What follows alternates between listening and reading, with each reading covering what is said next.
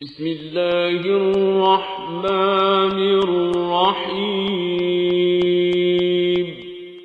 ولقد يسرنا القرآن للذكر فهل من مدكر.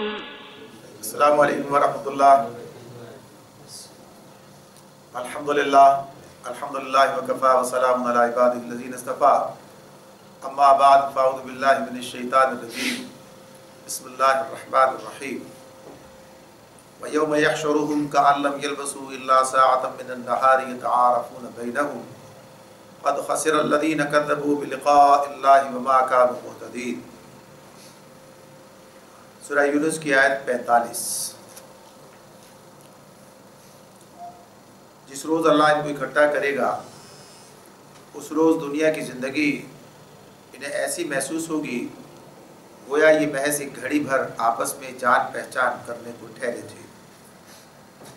اس وقت تحقیق ہو جائے گا کہ فی الواقع سب گھاٹے میں رہے وہ لوگ جنہوں نے اللہ کی ملاقات کو جھٹلایا اور ہرگز وہ راہ راست پر نہ تھے.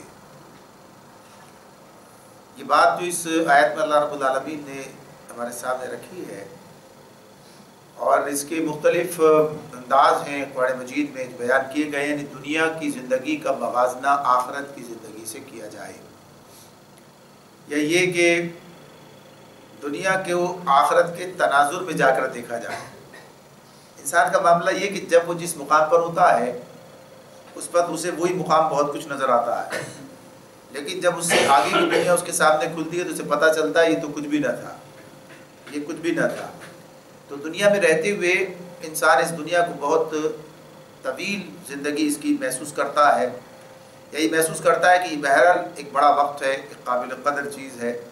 لیکن جب وہ آخرت کے مقابلے میں اس کو رکھ کر دیکھے تو پتہ چلے گا یہ کوئی چیز، کوئی حیثیت اس کی نہیں ہے. یہ تو ان لوگوں کا معاملہ ہے کہ جنہوں نے دنیا ہی کو سب کچھ سمجھا اور آخرت میں جا کر جب آخرت کو جانا اور وہاں کی حقیقتیں ان کی سمجھ میں آئیں تو اب انہیں اندازہ ہوا کہ واقعی یہ معاملہ تو بڑا ایسا ہی تھا کہ گویا گھڑی بھر کے لیے یہاں اس کے تناظر میں، یعنی جب اس تناظر میں کھڑے ہو کر انسان دیکھے گا تو یہ اسے بہت ہی معمولی سا وقت نظر آئے گا، یعنی اس کو اس کے تناظر میں جب دیکھا جائے. اور اس کو اہل ایمان دنیا میں ہی پہچان لیتے ہیں. اللہ رب العالمین نے قرآن مجید میں اس بات کو ہمارے سامنے رکھا، نبی کرم صلی اللہ علیہ وسلم نے ہمیں دنیا کی حقیقت کو سمجھایا، بتایا. تو اس موازنے کو سامنے رکھتے ہوئے جو حدیث ہمارے سامنے آتی ہے کہ نبی کرم صلی اللہ علیہ وسلم نے فرمایا کہ دنیا اور آخرت کا موازنہ کرنے کے لیے اس طرح کیا جائے کہ ایک انگلی اپنی بہتے ہوئے پانی، دریا، سمندر، کسی پانی میں ڈالی جائے اور جب انگلی واپس نکالی جائے تو انگلی پر جو قطرے پانی کے لگیں گے یہ دنیا کی زندگی ہے، اور یہ جو بہتا ہوا دریا، سمندر ہے یہ گویا آخرت کی زندگی ہے. یعنی انسان کوئی موازنہ نہیں کر سکتا، دونوں کے درمیان کوئی گویا کہیے کہ نسبت تلاش نہیں کر سکتا کہ وہ یہ کہے کہ یہ ارب اور خرب کا کوئی حصہ بنتا ہے. یعنی کوئی نسبت تلاش کرنا ممکن نہیں ہے کہ آدمی اس طریقے سے اس کے درمیان کوئی نسبت تلاش کر سکے، ان قطروں کے درمیان اور اس بہتے ہوئے دریا سمندر کے درمیان. تو اس اعتبار سے جب آدمی آخرت کے تناظر میں جا کر دیکھے گا تو اسے پتہ چلے گا کہ ہاں یہ دنیا جو ہے اس کی زندگی کچھ بھی نہیں ہے. تو اللہ رب العالمین یہی بات بتا رہے ہیں، اور اس بات کو بتانے کا مقصد کیا ہے کہ ایک معمولی سی قلیل سی زندگی کے عوض میں، یعنی اس کے چکر میں پھنس کر انسان نے آخرت جیسی طویل اور مستقل اور قیمتی چیز کو ضائع کر دیا. اس کی پریشانیاں اور مصیبتیں مول لے لی ہیں، اس کی آسانی اور سہولتیں جن کا نام جنت ہے وہ اس کے ہاتھ سے نکل گئی، اور مصیبتیں اور تکلیفیں اس کا نام دوزخ ہے وہ اس کے حصے میں آ گئی. تو اس وقت انسان کو اندازہ ہوگا اور اس کی حسرت اور اس کی وہ کہیے افسوس کی کیفیت جو ہے اس میں بدرجہ اضافہ ہو جائے گا کہ جب وہ محسوس کرے گا کہ کس چیز کی خاطر اس نے اپنے آپ کو تباہ کر لیا.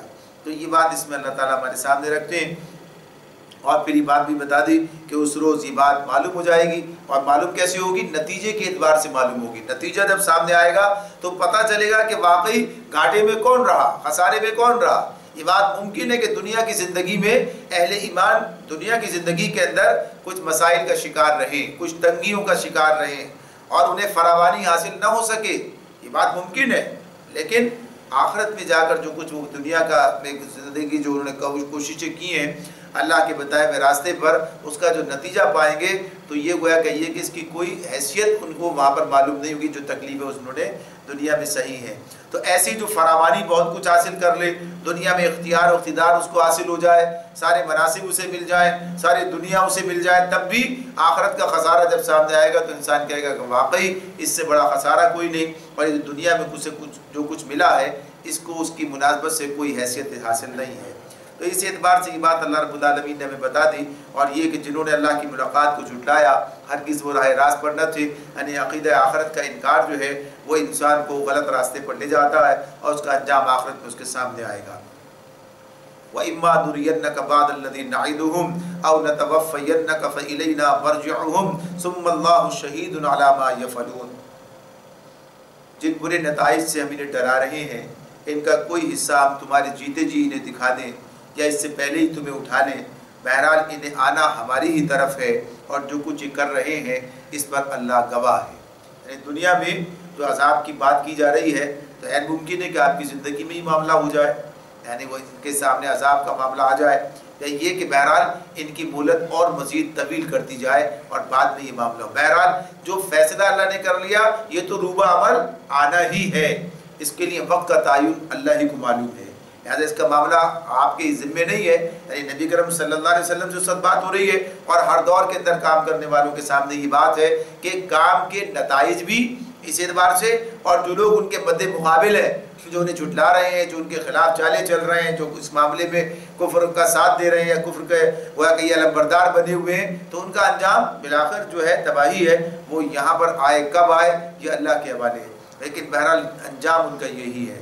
اور جو لوگ نیکی کے راستے پہ چلیں گے اور اپنا کام کرتے چلے جائیں گے تو ان کے کاموں کے نتائج بھی بعد میں کب کب کیسے کس طرح سے دنیا میں سامنے آئیں گے یہ بھی اللہ ہی کو معلوم ہے۔ تو غرض یہ کہ یہاں پر یہ بات بتائی جا رہی ہے۔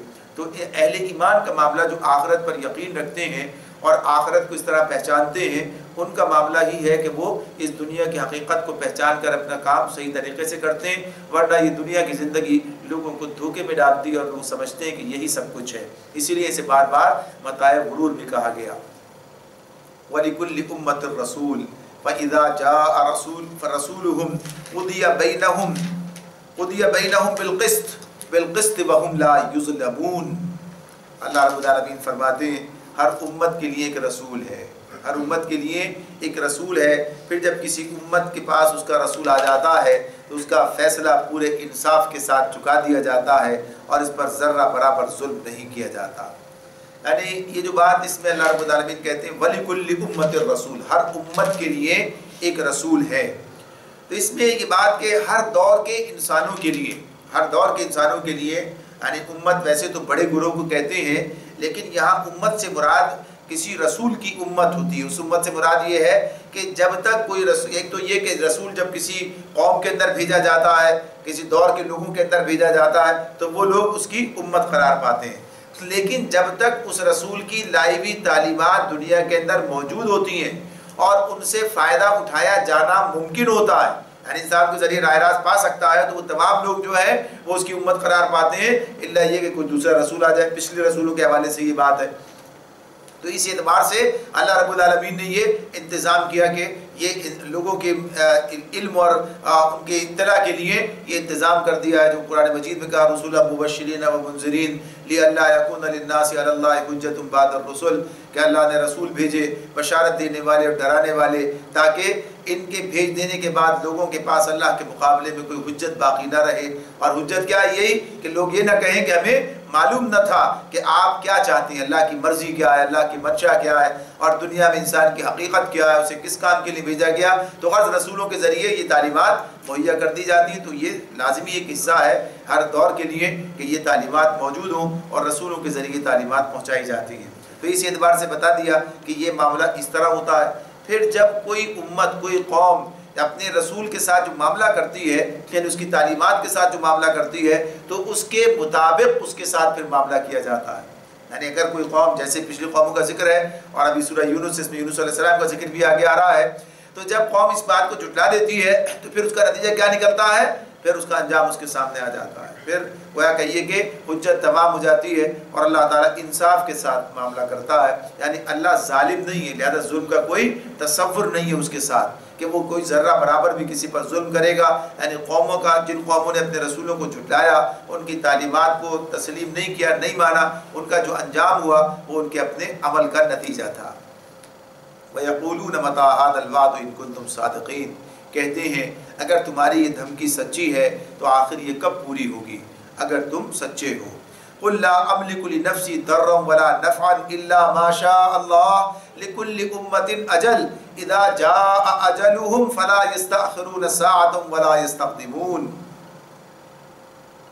آپ ان سے یہ کہہ دیجئے، یعنی اللہ رب العالمین کہتے ہیں نبی صلی اللہ علیہ وسلم سے، قل، آپ کہہ دیجئے، لا املک لنفسی ضرًا ولا نفعا، میرے اختیار میں خود اپنا نفع و ضرر بھی نہیں، اپنا نفع نقصان بھی میرے اختیار میں نہیں ہے.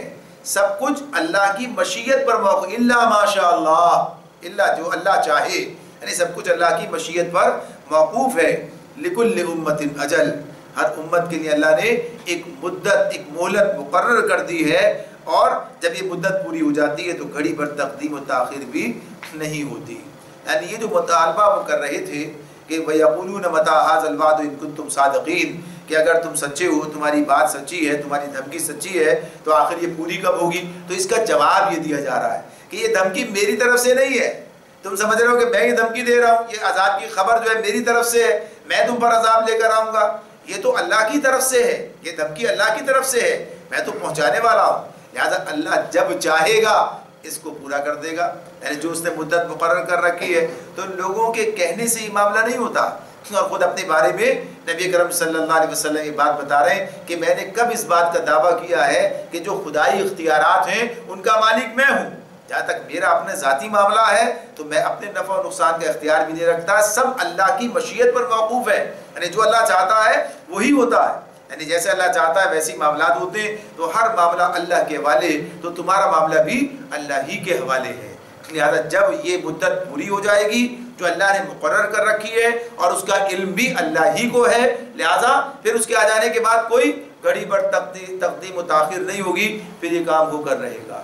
تو اس معاملے میں آدمی کو اس پکڑ سے ڈرنا چاہیے کہ جو اس کے سامنے بہرحال اپنے وقت پر آ جائے گی، بجائے اس کے کہ وہ اس مہلت سے فائدہ اٹھانے کے بجائے اس مہلت کو مزید اپنے گناہوں کے بڑھانے میں استعمال کرتا چلا جائے. تو یہ اللہ رب العالمین کا اپنا طریقہ ہے، اس کا اپنا نظام ہے، وہ جلد باز نہیں ہے. اس کا فائدہ ہے کہ اپنا پیغام پہنچاتا ہے، پہنچانے کے بعد ہر فرد کو انفرادی حیثیت کے اس کے مطابق، اور ہر گروہ اور قوم کو اللہ تعالیٰ اس کے لیے مہلت دیتا ہے، سوچنے کی، سمجھنے کی، پلٹنے کی، سنبھلنے کی. یعنی یہ مہلت اللہ تعالیٰ دیتا ہے، اور اس سے پہلے ان کا معاملہ ختم نہیں کرتا، اور یہ اس کی بڑی مہربانی ہے. بعض اوقات یہ مہلت صدیوں تک دراز ہو جاتی ہے، یعنی اس کا معاملہ جو ہے سال دو سال کا نہیں بلکہ قوموں کے معاملے کے اندر اللہ بڑی مہلت دے دیتا ہے، یعنی انہیں پلٹنے کا موقع دیتا ہے. تو اس کا فضل مہربانی ہے. تو کوئی آدمی اس کا فائدہ اٹھا کر اپنی اصلاح کرتا ہے، اور کوئی اپنے گناہوں کا پیمانہ بڑھتا چلا جاتا ہے. تو اس اعتبار سے یہ بتا دیا گیا کہ جب یہ وقت آ جائے گا تو پھر کوئی کسی کے ٹالے ٹلے گا نہیں. قل ارأیتم ان اتاکم عذابہ بیاتا او نہارا ماذا یستعجل منہ المجرمون. ان سے کہو کبھی تم نے یہ بھی سوچا اگر اللہ کا عذاب اچانک رات کو یا دن کو آ جائے تو تم کیا کر سکتے ہو؟ آخر یہ ایسی کون سی چیز ہے جس کے لیے مجرم جلدی مچائیں؟ یعنی کہ عذاب کیوں نہیں آتا؟ اصل بات یہ تھی کہ یہ مانتے نہیں تھے، انہیں یقین نہیں تھا، اس لیے بات کرتے تھے. تو یہ بات کہی جا رہی ہے کہ اگر یہ آئے گا تو اچانک آئے گا، بتا کے نہیں آئے گا، کوئی اطلاع دے کے نہیں آئے گا کہ اطلاع دے کے عذاب آ رہا ہے، کل آئے گا، پرسوں آئے گا، اور اطلاع دے کے آ رہا ہے اب تمہیں موقع ہے کہ پلٹ آؤ. اور جب اطلاع مل جاتی ہے تو بات ہی ختم ہو جاتی ہے، پھر اس کے بعد جو ہے مہلت ختم ہو جاتی ہے. تو اس معاملے میں یہ بات بتائی جا رہی ہے کہ اگر یہ جو اچانک رات کے دن کو کسی وقت آ جائے تو تم اس سے کیسے بچو گے؟ ذرا سوچو، غور کرو. تو یہ دعوت انہیں دی جا رہی ہے، اور یہ بھی کہ عذاب کوئی ایسی چیز نہیں ہے کہ جس کے لیے آدمی یعنی اس معاملے میں کہ اس حد تک آگے بڑھ جائے اور اتنی جرت اس کے اندر پیدا ہو جائے کہ وہ عذاب مانگنے لگے. یعنی یہ کوئی مانگنے کی چیز تو نہیں ہے. فرض کرو اگر ایسا ہو گیا، اگر تمہیں یقین نہ بھی نہیں بھی ہے لیکن اس کا امکان تو اپنی جگہ موجود ہے کہ ہو سکتا ہے بات سچی ہو، تو تمہیں اتنا بھی ڈر نہیں لگتا. تو اس معاملے میں یہ بات اللہ تعالیٰ بتا رہے ہیں کہ مجرم جو ہیں ان کا یہ معاملہ ہے. تو تو وہ صرف جرم ہی ان کا یہ ہے کہ آخرت کو بھلا بیٹھے ہیں۔ اللہ تعالیٰ فرماتے ہیں الآن وقد کنتم بہ تستعجلون، کہ جب وہ تم پر آ پڑے گا تو اس وقت تم اسے مانو گے۔ ثم قیل للذین ظلموا ذوقوا عذاب الخلد هل تجزون الا بما کنتم تکسبون، بلکہ وہ پیچھے آیت کا ایک جملہ رہ گیا الآن وقد کنتم بہ تستعجلون، اب بچنا چاہتے ہو حالانکہ تم خود ہی اس کے جلدی آنے کا تقاضا کر رہے تھے۔ یعنی پہلی بات کیا ہو گئی کہ آخری ایسی کون سی چیز ہے جس کے لیے مجرم جلدی مچائیں؟ ثم اذا ما وقع آمنتم به الآن وقد کنتم به تستعجلون، یہ آیت جو ہے درمیان میں رہتی تھی ثم اذا ما وقع آمنتم به الآن وقد کنتم به تستعجلون، کیا جب وہ تم پر آ پڑے گا اسی وقت تم اسے مانو گے، یعنی وہ عذاب۔ اور پھر آل جو یہ لفظ ہے اس میں یعنی یہ کیا جب وہ اب تم جیسے مانتے ہو یا اب تم معافی مانگ رہے ہو، تو یہ جو بات اس میں آن کی آتی ہے یہ آپ دیکھیں گے ایسے کئی مواقع پر سامنے آ جائے گی۔ جیسے فرعون جب ڈوبنے لگا تو اس نے کہا کہ اب میں نے مان لیا اس بات کو کہ موسیٰ اور ہارون کے رب کو کہ وہی معبود ہے، تو کہا آلان اب مانتے ہو، آلان یہ اب نہیں چلے گا یہ معاملہ۔ تو اس اعتبار سے توبہ کا پلٹنے کا وقت کب تک ہے؟ یعنی جب تک آدمی عذاب کو دیکھ نہیں لیتا، اور اس وقت تک جب تک کہ موت اس کے سامنے، یعنی سے کہا کہ موت نبی صلی اللہ علیہ وسلم نے کہا غرغرہ جب تک نہیں شروع ہو جاتا موت کا، اس وقت تک انسان کے لیے توبہ کا وقت ہوتا ہے، مہلت ہوتی ہے، پلٹنے کا موقع ہوتا ہے۔ تو یہ آن کی بات کہ جب وہ آ پڑا اب وہ وقت ہی آ گیا تو اب کوئی فائدہ نہیں ہے۔ تو اس اعتبار سے کہا کہ کل تم اس کے لیے جلدی مچا رہے تھے، اب پھر جو ہے تمہیں اس سے بچنے کا کوئی معاملہ نہیں ہے۔ پھر فرمایا ثم قیل للذین ظلموا ذوقوا عذاب الخلد هل تجزون الا بما کنتم تکسبون، پھر ظالموں سے کہا جائے گا کہ اب ہمیشہ کے عذاب کا مزہ چکھو، جو کچھ تم کماتے رہے ہو اس کی پاداش کے سوا اور کیا بدلہ تم کو دیا جا سکتا ہے۔ یعنی حشر کے دن یہ ان سے خطاب کیا جائے گا اور انجام سامنے آئے گا۔ تو قسم کہتے ہیں اللہ تعالیٰ بما هل تجزون الا بما کنتم تکسبون، یہ جملہ کیسا ہے؟ هل تجزون الا بما کنتم تکسبون، یعنی جو کچھ انسان نے کمایا اس کے سوا اسے کیا بدلہ دیا جا سکتا ہے، کیا اس کی جزا ہے؟ جو کچھ اس نے کمایا جو کیا اس کا نتیجہ سامنے آنا چاہیے۔ ہر انسان ہی چاہتا ہے کہ اس کا عمل کا نتیجہ یعنی اس نے کمائی جو کی ہے اس کا بدلہ اسے ملنا چاہیے۔ تو کہا کہ یہی تو اللہ نے طے کر رکھا ہے، لیکن برے کمائی کا برا بدلہ سامنے آئے گا۔ وَيَسْتَنبِئُونَكَ أَحَقٌّ هُوَ قُلْ إِي وَرَبِّي إِنَّهُ لَحَقٌّ وَمَا أَنْتُمْ بِمُعْجِزِينَ، پھر پوچھتے ہیں وَيَسْتَنبِئُونَكَ، کیا پھر پوچھتے ہیں أَحَقٌّ هُوَ، کیا یہ اللہ کی طرف سے سچ ہے؟ اچھا صحیح بالکل درست حق بات ہے، یہ کیا واقعی یہ سچ ہے جو تم کہہ رہے ہو؟ کہو قُلْ إِي وَرَبِّي إِنَّهُ لَحَقٌّ، میرے رب کی قسم یہ بالکل سچ ہے، اور وما انتم بمعجزین، تم اتنا بلبوتا نہیں رکھتے کہ اسے ظہور میں آنے سے روک دو، تمہارے بس کی بات نہیں ہے۔ تو اس اعتبار سے یہ بات بتائی جا رہی ہے، گمان نہیں ہے، شک ہے، یقین نہیں ہے، اس لیے یہ اس کیفیت میں پڑے ہوئے ہیں۔ وَلَوْ أَنَّ لِكُلِّ نَفْسٍ ظَلَمَتْ مَا فِي الْأَرْضِ لَافْتَدَتْ بِهِ وَأَسَرُّوا النَّدَامَةَ لَمَّا رَأَوُا الْعَذَابَ وَقُضِيَ بَيْنَهُمْ بِالْقِسْطِ وَهُمْ لَا يَظْلِمُونَ۔ اگر ہر اس شخص کے پاس جس نے ظلم کیا ہے، اگر ہر اس شخص کے پاس نے ظلم کیا ہے روئے زمین کی دولت بھی ہو تو وہ اس عذاب سے بچنے کے لیے وہ اسے فدیے میں دینے پر آمادہ ہو جائے گا۔ جب یہ لوگ اس عذاب کو دیکھ لیں گے تو دل ہی دل میں پچھتائیں گے، مگر ان کے درمیان پورے انصاف کے ساتھ فیصلہ چکا دیا جائے گا، کوئی ظلم ان پر نہ ہوگا۔ یہ بات جو اس میں بیان کی گئی ہے اس کو اور بڑھا کر بھی اللہ نے دوسرے مقام پر بیان کیا ہے۔ یہ کہا کہ روئے زمین بھر کر سونا، بلکہ اتنا ہی اور بھی اگر ہو مزید، یعنی اس کے اس طرح ہی مزید جتنا دنیا کے اندر ہو سکتا ہے اس سے زیادہ اور دگنا بھی کر دیا جائے تو تب بھی یہ سب کا سب دینے کے لیے تیار ہو جائیں گے، اس مشکل سے بچنے کے لیے، اس عذاب سے بچنے کے لیے۔ تو یہ بات بھی اس میں ظاہر انسان کے پاس یہ موجود نہیں ہے، انسان کے پاس یہ موجود نہیں ہے۔ اور آخرت میں تو کچھ ہوگا ہی نہیں، یعنی خالی ہاتھ انسان جائے گا دنیا سے، اور وہاں پر اس کے پاس سوائے اپنے عمل کی کوئی چیز نہیں ہے۔ پھر یہ جو انداز بیان ہے، جو بات بیان کی جاتی ہے، اللہ تعالیٰ کہتے ہیں کہ یہ سب کچھ فدیے میں دینے کے لیے تیار ہو جائیں گے، تو یہ حقیقت ان کے سامنے کھولی جا رہی ہے کہ آج اس دنیا کی یہ جو آسائشیں ہیں اور آرائشیں اور دنیا کی جو لذتیں یا دنیا کا مال متاع دولت یہ سب چیزیں، یعنی یہ دنیا جو ہے یہ آج رکاوٹ بنی ہوئی ہے اللہ کی طرف جانے میں یا اللہ کی بات ماننے میں یا اطاعت کرنے میں۔ تو آج یہ دنیا رکاوٹ بنی ہوئی ہے، آج اس دنیا کی خاطر انسان سب کچھ چھوڑنے کے لیے تیار ہے، یعنی اللہ کی بات، اللہ کی طرف سے آئے پیغامات اور اس مانتا، بعض لوگ ایسے بھی مان بھی لیتے مگر پھر دنیا ان پر اتنی غالب آ جاتی ہے کہ اطاعت کرنے کے لیے تیار نہیں ہوتے رسول کی۔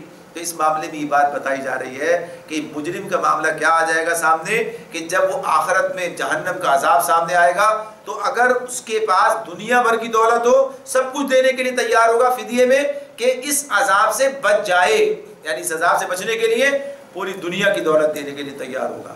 آج تو دنیا کی دولت نہیں مانگی جا رہی ہے، آج جو دنیا میں یعنی سب کچھ نہیں مانگا جائے۔ ایک تو یہی کہ جتنا زیادہ ہوتا ہے اتنا مشکل لگتا ہے انسان کو، بعض اوقات یہ آدمی سوچتا ہے بہت ہے تو اس لیے دینے میں کیا مسئلہ ہے، لیکن انسان کے پاس جتنی دولت، جتنی دنیا زیادہ اس کی حاصل ہوتی جاتی ہے اتنا ہی گویا کہیے کہ اس کے لیے مشکل ہوتی جاتی ہے۔ بڑی مقدار میں دینا یعنی چھوٹی مقدار میں دینا تو شاید اتنا مشکل نہ ہوتا ہو، انسان کو نہ لگتا ہو، لیکن یہ بات ہے کہ جب بڑی مقدار میں جیسے زکوٰۃ کا معاملہ سامنے آتا ہے اور بعض اوقات یہ چیزیں دیکھنے میں آتی ہیں کہ اگر انسان 1 لاکھ روپے میں سے 2,500 روپے نکالتا ہے تو 2,500 روپے اسے بڑے معلوم نہیں ہوتے، لیکن جب وہ 1 کروڑ میں سے 2.5 لاکھ روپے نکالتا ہے تو 2.5 لاکھ کا لفظ جو ہے اس کے لیے بڑا مشکل میں معلوم ہونے لگتا ہے، یعنی حلق سے 2.5 لاکھ، حالانکہ اس کی نسبت بھی وہی ہے، یعنی بلکہ اس سے بھی یعنی 1 لاکھ رکھنے والا آدمی 2,500 نکالتا ہے تو زیادہ قربانی دے رہا ہوگا بنسبت اس کے کہ جو 1 کروڑ رکھ کے 2.5 لاکھ نکالے گا، مگر وہ 2.5 لاکھ کا لفظ ایسا ہوتا ہے کہ انسان کے لیے مشکل لگ رہا ہوتا ہے۔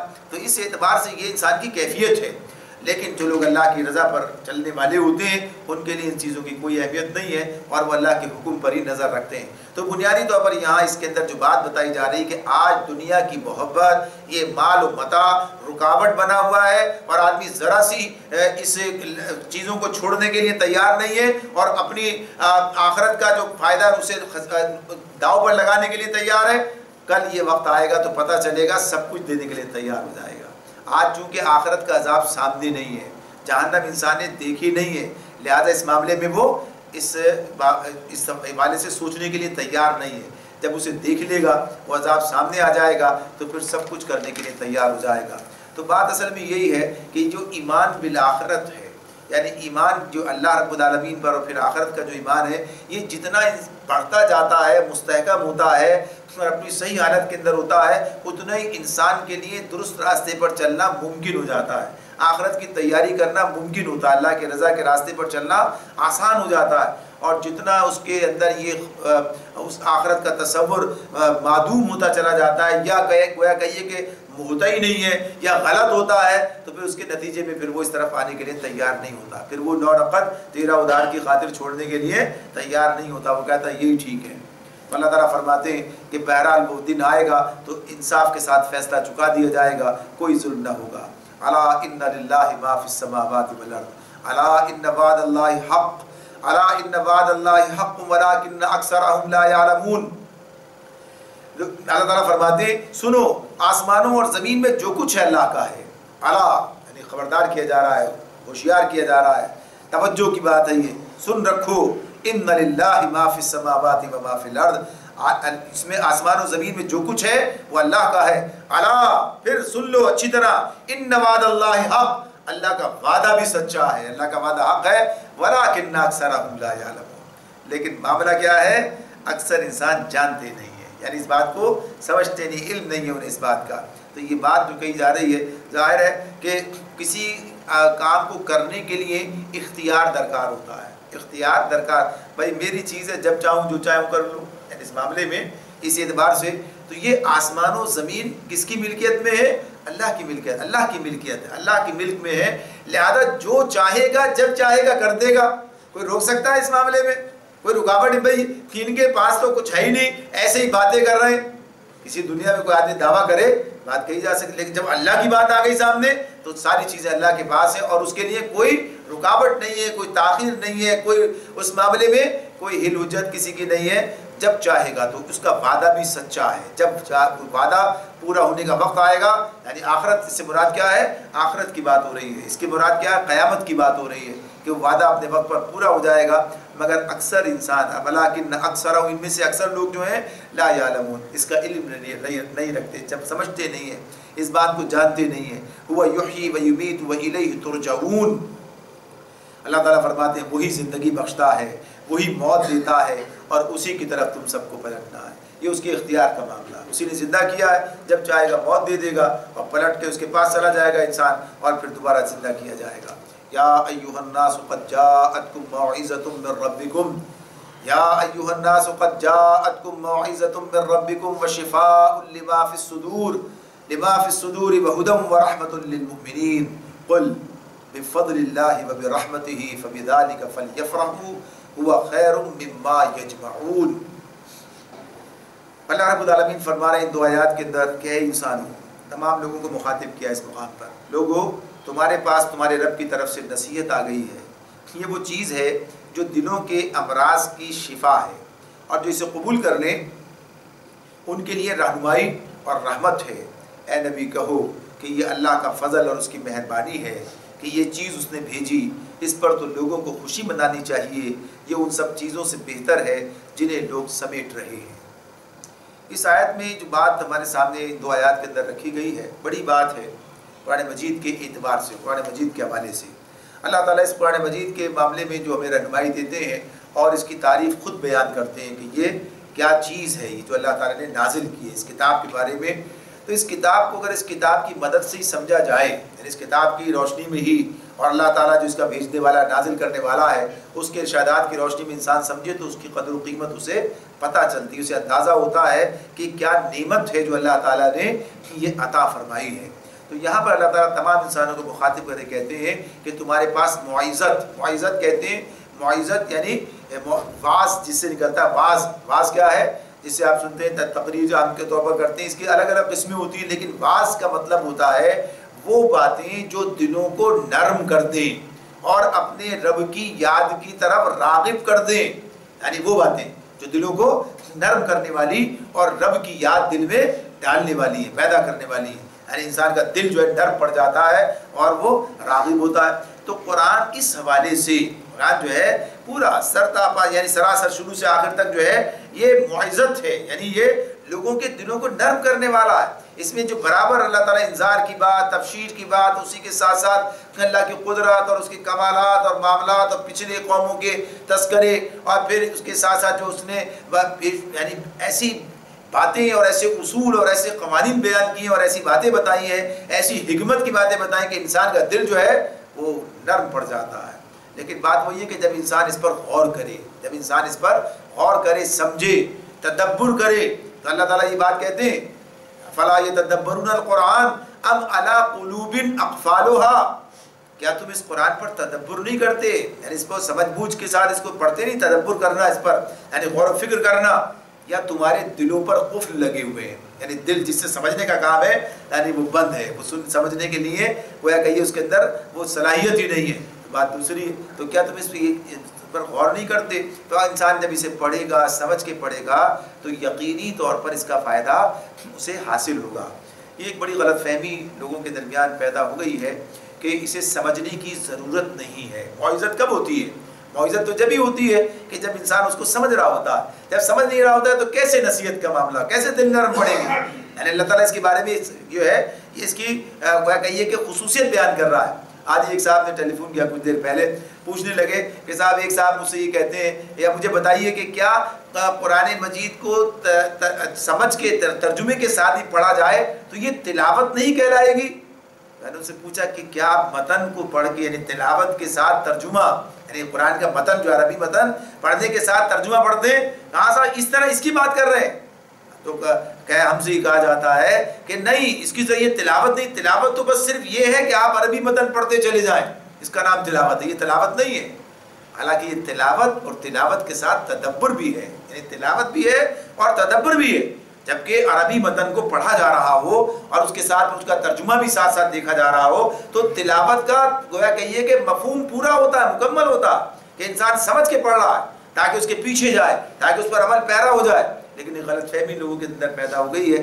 اور یہ بات اسی اعتبار سے بھی کہ بعض اوقات جلدی ہم چاہتے ہیں کہ 1 قرآن 2 قرآن 10 قرآن پڑھیں، لیکن ظاہر سی بات ہے سمجھنے کے اندر تاخیر ہوتی ہے، دیر لگتی ہے۔ آدمی ویسے 10 رکوع پڑھے گا تو 2 رکوع پڑھ پائے گا، 4 رکوع پڑھ پائے گا، تو بہرحال جو اصل مقصد اگر پورا ہوتا ہو اور کچھ وقت بھی لگتا ہو تو کوئی فرق واقع نہیں ہوتا، بلکہ یہ زیادہ خوبی کی بات انسان کو حاصل ہوتی ہے۔ تو غرض یہ کہ جو موعظت کی بات کی گئی ہے، یہ موعظت کا معاملہ مکمل نہیں ہوتا جب تک کہ یہ کام پورا نہ ہو جائے۔ موعظت کے لیے ضروری ہے کہ یہ کام پورا کیا جائے، سمجھا جائے، تو موعظت کی بات کی ہے۔ تو یہ قرآن جو ہے تمام انسانوں کے لیے نصیحت ہے، تمام انسانوں کے لیے اگر وہ اس پر سوچیں، غور کریں، سمجھیں، سمجھنا چاہیں تو یہ ان کے لیے نصیحت کا ذریعہ ہے ان کے رب کی طرف سے۔ اور پھر کیا کہا؟ شفاء لما فی الصدور، شفاء لما فی الصدور، یہ دلوں کے امراض کے لیے شفا ہے۔ شفا جو بیماری کو دور کرنے والی، شفا کسے کہتے ہیں؟ جو بیماری دور ہو جائے، شفا حاصل ہو گئی، بیماری ختم ہو گئی۔ تو صدور یہ صدر کی جمع، صدر یعنی سینے کی بات ہے، سینے سے مراد یہاں کیا؟ دل کی بات ہے، دلوں کی بیماری یا سینوں کی بیماری۔ تو یہ دلوں کے امراض کی شفا ہے۔ اس سے مراد کیا ہے؟ یعنی دل کا مطلب کیا ہوتا ہے؟ دل کا مطلب ہی ہوتا ہے کہ اندر کی چیز، یعنی باطنی دلوں کو جو امراض لاحق ہو جاتے ہیں ان کے بارے میں بات ہو رہی ہے۔ یہ اس کا معاملہ جو اس مقام پر ہے، یعنی جو امراض روحانی طور پر انسانوں کو لاحق ہو جاتے ہیں اور وہی زیادہ انسان کے لیے مضر ہیں، وہی زیادہ انسان کے لیے مہلک ہیں، اس کو ایسی ہلاکت میں ڈال دیتے ہیں کہ بعض جگہ دنیا بھی برباد ہو رہی ہوتی ہے، آخرت بھی برباد ہو رہی ہوتی ہے، بعض جگہ آخرت برباد ہو رہی ہوتی ہے۔ تو اس اعتبار سے یہ اگر ہم غور کریں، یہ کفر کہاں ہوتا ہے؟ تو دل کے اندر ہوتا ہے۔ انسان مانتا ہے نہیں مانتا، ایمان کہاں ہوتا ہے؟ دل میں ہوتا ہے۔ یعنی ایمان تو صحت کی علامت ہے اور کفر جو ہے بیماری کی علامت ہے، بلکہ موت کی تعبیر کی اللہ تعالیٰ نے تو اس کو۔ اسی طرح سے اس کے بعد بھی اگر ہم دیکھیں تو ہمیں کیا ملے گا؟ یعنی نفاق کہاں پیدا ہوتا ہے؟ انسان کے اندر، دل کے اندر ہوتا ہے نفاق جو ہے وہ انسان۔ شک کہاں پیدا ہوتا ہے؟ منافق کی علامت کیا ہے؟ اس کا مسئلہ کیا ہوتا ہے؟ شک اس کے اندر پیدا ہو جاتا ہے۔ تو یہ شک کہاں ہوتا ہے؟ دل کے اندر پیدا ہوتا ہے۔ اور یقین بھی کہاں ہوتا ہے؟ یہ بھی دل کے اندر پیدا ہوتا ہے، یقین بھی دل کے اندر چاہیے۔ یہ جو واہن کی بات ہے، یہ واہن کہاں ہوتا ہے؟ واہن کسے کہتے ہیں؟ یعنی دنیا کی محبت اور موت سے کراہیت، حب الدنیا و کراہیت الموت، یعنی واہن کو جس سے بچنے کی بات کی گئی ہے، یہ کہاں؟ دل کے اندر ہوتا ہے۔ دل جو ہے دنیا کے اندر منہمک ہو جاتا ہے اور موت سے، تصور سے گھبرانے لگتا ہے، موت کے تصور سے، اس لیے یہ مرض لگ جاتا ہے انسان کو۔ دلوں کے امراض ہیں یہ، دلوں کا مرض ہے یہ۔ یعنی انسان جو ہے پھر اخلاقیات کے اعتبار سے حسد میں، کینے میں، بغض کے اندر، یہ اس میں جو ہے مبتلا ہو جاتا ہے۔ یہ کون سے امراض ہیں؟ یہ اندر ہوتے ہیں، دل کے اندر، دل کا معاملہ ہے یہ۔ تکبر انسان کے اندر پیدا ہوتا ہے، یہ کہاں ہوتا ہے؟ یہ انسان اپنے آپ اپنی بڑائی کا مدعی ہو جاتا ہے، یہ اندر پیدا، یہ دل کا امراض کا معاملہ ہے۔ یعنی یہ سارے کے سارے جو انسان کو ہلاک کر دینے والے، اور ایسی آپ اور بھی دیکھیں گے، تو یہ انسان کو ہلاک کر دینے والے امراض ہیں، اور ان کا علاج اللہ نے کہاں رکھا ہے؟ اس قرآن کے اندر رکھا ہے، اس قرآن کی تعلیمات کے اندر رکھا ہے۔ جب انسان اس کو پڑھے گا، سمجھے گا، اللہ کو پہچانے گا، اپنی حقیقت کو پہچانے گا، آخرت کا تصور اس کے ذہن میں سامنے واضح ہو جائے گا، جنت، دوزخ، سارے معاملات، تو سیدھی راستے پر حقیقت کو باندھ کر اب اس راستے پر چلے گا، اور یہ علائشیں اس کے اندر سے ختم ہوتی چلی جائیں گی۔ یہ جو قناعت اور حرص کے معاملات ہیں، یہ حرص بھی کہاں ہوتی ہے؟ انسان کے اندر قناعت بھی کہاں ہوتی ہے؟ اسی کے اندر تو اسے خوبیوں کا معاملہ بھی، اور ظاہر سی بات ہے حرص کا علاج کیا ہے؟ قناعت ہے۔ یعنی یہ جب ایک چیز بیماری سے شفا کی طرف ہم جائیں گے تو شفا کے معاملے میں تو اسی اعتبار سے کہ بیماری اس کا نام ہے، اس کے متبادل جو اس کے مقابل جو ہے وہ شفا ہے۔ تو اس اعتبار سے یہ اللہ رب العالمین بتاتے ہیں کہ یہ دلوں کے امراض کے لیے شفا ہے۔ شفاء لما فی الصدور وہدی ورحمۃ للمؤمنین، ہدایت اور رحمت ہے ان لوگوں کے لیے جو ایمان لائیں، جو اسے مان لیں۔ تو اس اعتبار سے مزید اللہ نے اس کے لیے بات، تو 4 چیزیں یہاں پر آ رہی ہیں ہمارے سامنے۔ پہلی بات موعظت کی آ گئی کہ موعظت ہے، یعنی کیا ہے؟ یہ نصیحت ہے۔ دوسری بات کیا آ گئی؟ شفاء لما فی الصدور، دلوں کے امراض کے لیے شفا ہے۔ پھر یہاں پر اس کے بعد کا ہدی و رحمہ للمؤمنین، ہدایت اور رحمت ہے مومنین کے لیے۔ اب یہ دونوں چیزیں تو یہاں پر اللہ نے تمام انسانوں کے لیے بات کی تھی کہ سارے انسان جو ہیں، یعنی کفر کا علاج بھی قرآن کے ذریعے سے ہو سکتا ہے کہ قرآن سمجھے پڑھیں تو ایمان کی حالت میں آ سکتے ہیں، یعنی انسان کی سمجھ بات آ جائے گی۔ تو یہاں پر جو یہ ماننے والوں کے لیے، ایمان لانے والوں کے لیے کیا ہے؟ یہ ہدایت ہے۔ اب یہ جو ہدایت کا معاملہ، قرآن تو اپنے بارے میں بار بار یہ بات بیان کرتا ہے، قرآن مجید کے بارے میں اس کا نازل کر دینے والا کیا کہتا ہے کہ یہ تو ہدا، یہ ہدایت ہے، یہ کیا ہے؟ ہدی للمتقین، ہدی للناس، یہ تمام انسانوں کے لیے ہدایت ہے، یہ متقین کے لیے ہدایت ہے، یعنی ہے سارے انسانوں کے لیے۔ فائدہ کون اٹھائیں گے؟ جو ایمان لا کر تقوی کی روش پہ چلیں گے تو وہ اس سے فائدہ اٹھائیں گے۔ تو یہ ہدایت ہے، اس کا ہدایت ہونا۔ اب کسی چیز کا جو تعارف ہمارے سامنے آتا ہے، تعارف کس لیے ہوتا ہے؟ تعارف کے ذریعے کیا ہوتا ہے؟ ہم اس کو پہچانتے ہیں، اس کو پہچانتے ہیں، اور پہچاننے کا مطلب کیا ہوتا ہے؟ پھر اس کے ساتھ ویسا ہی معاملہ کیا جائے جیسا کہ وہ ہے۔ یعنی ہم کسی کو پہچانتے ہیں، بھائی یہ آدمی جو ہے بڑا محترم ہے، اس کا مطلب کیا ہوگا کہ ہم بھی اس کا احترام کریں، ہم بھی اس کا احترام کریں، اس کو پہچانیں گے تو اس اعتبار سے ہمیں معاملہ کیا، اس کو پہچان کے اس کے ساتھ معاملہ کر رہے ہوتے ہیں۔ یہ آدمی اس اعتبار سے گویا کہ یہ مفید ہے تو اس سے افادیت اس کی جو ہے اس سے فائدہ، یہ آدمی مضر ہے، یہ معاملات جو ہے نقصان دہ، پہچان کر اس سے بچنے کا معاملہ، یعنی جو پہچان کیا ہے، تو تعارف کیا ہے؟ معرفت، یہی سے پہچاننا۔ تو جب پہچانتے ہیں تو پہچاننے کے بعد پھر اس کے ساتھ معاملہ بھی کرتے ہیں ویسے ہی جیسا کہ اسے پہچان رہے ہوتے ہیں۔ جب ہم اللہ کو پہچان لیتے ہیں تو اللہ کے ساتھ ویسا ہی معاملہ کرتے ہیں جیسا کرنا چاہیے، یعنی اللہ ہمارا معبود ہے، ہم اس کے عبد ہیں، یعنی پہچان لیتے ہیں تو عبد بن کر رہتے ہیں، یعنی معبود بننے کی کوشش نہیں کرتے کہ اللہ ہمارا معبود ہے۔ ہماری حقیقت کیا ہے؟ ہم غلام ہیں، ہم کیا ہیں؟ اللہ کے بندے ہیں، اور اللہ ہمارا معبود ہے، ہمارا رب ہے، ہمارا آقا۔ تو اس اعتبار سے معاملہ اس کا رہتا ہے سامنے۔ تو یہ پہچاننا اور پہچاننے کے بعد پھر معاملہ اس کے مطابق کرنا، یہ بنیادی بات۔ لیکن اگر انسان پہچانتا ہے اور پہچاننے کے بعد پھر ویسا معاملہ نہیں کرتا تو یا تو پہچان ٹھیک نہیں ہے، یا کیا کہیے کہ پھر وہ اس کا تقاضا پورا نہیں کر رہا ہے۔ تو یہ جب اللہ تعالیٰ یہ تعارف ہمارے سامنے رکھتے ہیں، یہ تعارف جب اللہ ہمارے سامنے رکھ دیتے ہیں تو پھر اس کا تقاضا کیا ہے کہ انسان پھر اس کے ساتھ ویسے ہی معاملہ کرے۔ جب یہ ہدایت ہے تو پھر ہدایت حاصل کی جائے گی، اس پر عمل کیا جائے گا، ہدایت کو سمجھا جائے گا اور پھر عمل کی بات ہوگی۔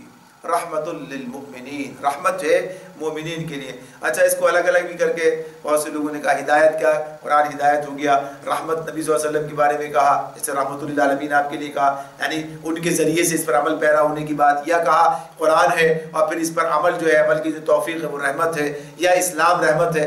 غرض یہ کہ یہی یعنی اسی کے ذریعے قرآن مجید جو ہے اللہ رب العالمین نے ایسا نہیں بھیجا کہ فرد کے اوپر کیسے فرد کے پاس آ گیا، بلکہ رسول اکرم صلی اللہ علیہ وسلم پر نازل کیا اور ان کے ذریعے سے ہم تک منتقل ہوا، یعنی وہ اس کے لیے اس کا لازم و ملزوم حصہ ہے، یعنی اس کے اعتبار سے کہ ان سے اس کو سمجھا جائے گا۔ تو یہ بات جو ہے یہ تو جیسے کہتے ہیں قرآن و سنت یعنی ساتھ ملا کر رکھتے ہیں، تو اسی اعتبار سے کتاب اللہ اور سنت رسول اللہ، یا رسول کتاب اللہ اور رسول تو ملا کر یہ اس کے ذریعے بھی ساری چیزیں ملتی ہیں۔ تو یہاں پر اللہ تعالیٰ کہتے ہیں کہ یہ رحمت ہے، یہ ہدایت ہے، یہ قرآن بھی، اس پر لانے والا بھی، اس پر عمل کرنے کے نتیجے میں انسان جو ہے رحمت کا مستحق بن جاتا ہے، اس پر رحمتیں نازل ہوتی ہیں۔ اور یہ قرآن واقعی انسان، رحمت کیا چیز ہوتی ہے؟ انسان رحمت کی دعائیں مانگتا ہے نا، رحمت چاہتا ہے اس پر مہربانی ہو جائے، تو قرآن جب نافذ ہوتا ہے تو کتنی بڑی مہربانیاں ہوتی ہیں اس معاشرے کے اوپر، اور جب انسان اس پر عمل کرتا ہے تو اس کی دنیا سنور جاتی ہے، اس کا دماغ، اس کا معاملات، اس کی ہر چیز جو ہے صحیح راستے پر آتی ہے۔ غرض یہ تو یہ ایک بہت بڑا موضوع ہے۔ قل، آپ ان سے کہہ دیجئے، بفضل اللہ وبرحمتہ، یہ اللہ کا فضل اور اس کی رحمت ہے۔ فبذالک فلیفرحوا، پس چاہیے کہ لوگ اس پر خوشی منائیں، یعنی اس معاملے میں یہ جو چیز قرآن مجید اللہ تعالیٰ نے نازل کیا ہے یہ اللہ کا فضل، اس کی مہربانی، یعنی اتنا بڑا فضل ہے اور اتنی بڑی مہربانی ہے اس کا تصور نہیں کیا جا سکتا، یعنی قرآن ایک ایسی چیز ہے۔ تو اللہ تعالیٰ اس معاملے میں کہتے ہیں فبذالک فلیفرحوا، بس اس پر انہیں خوشی منانی چاہیے۔ ویسے دنیا کے معاملے میں کیا کہا؟ اس میں زیادہ خوشی منانے کی، مگن ہونے کی ضرورت نہیں ہے۔ اللہ ایسے لوگوں کو جو خوشیاں بدمست ہو جائے پسند نہیں کرتا، یہ بھی کہا قرآن مجید میں۔ اب یہاں پر جو بات ہے تو وہ جو خوشی کی بات ہے وہ کیا ہے کہ دنیا کے اندر غرق ہو جانا، اس اعتبار سے کہ یہ اس کا تعلق کس سے؟ اللہ سے، آخرت سے، یعنی ادھر لے جانے والی چیز ہے۔ تو اصلاً یہ چیز ہے، یعنی اس کا معاملہ ہے، تو یہ آپس میں ٹکراؤ کی بات نہیں، بلکہ کیا چیز ہے کہ یہ اس کی بنیاد پر کہ جو اس کی قدر و قیمت کو محسوس کرے گا وہی خوش ہوگا، اور جو قدر و قیمت کو محسوس نہیں کرے گا تو وہاں خوشی کا کیا سوال پیدا ہوتا ہے؟ تو قدر و قیمت کو محسوس کرنا، یعنی انسان کو جب اس کے فوائد پتہ چلیں گے اور جب اس سے فائدہ وہ اٹھائے گا، اس کے سامنے آئے گا تو خوشی کی بات ہوگی، لیکن یہ اپنے وقت پر آئے گا، یعنی جب آدمی اس کو پڑھے گا، سمجھے گا، عمل کرے گا تو نتائج سامنے آئیں گے۔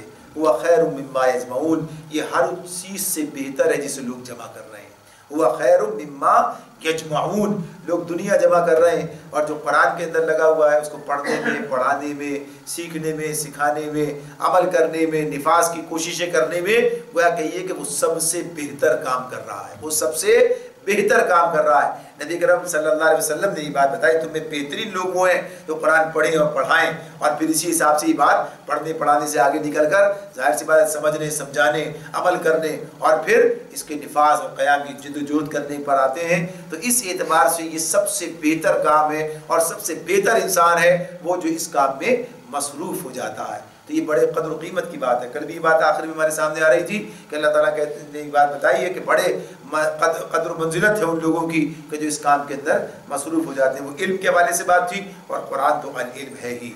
अल्लाह रब्बुल आलमीन हमें इसका हक़ अदा करने, इसे समझने, इस पर अमल पैरा होने की तौफ़ीक़ अता फ़रमाए। व आखिर दावाना अनिल हम्दुलिल्लाहि रब्बिल आलमीन।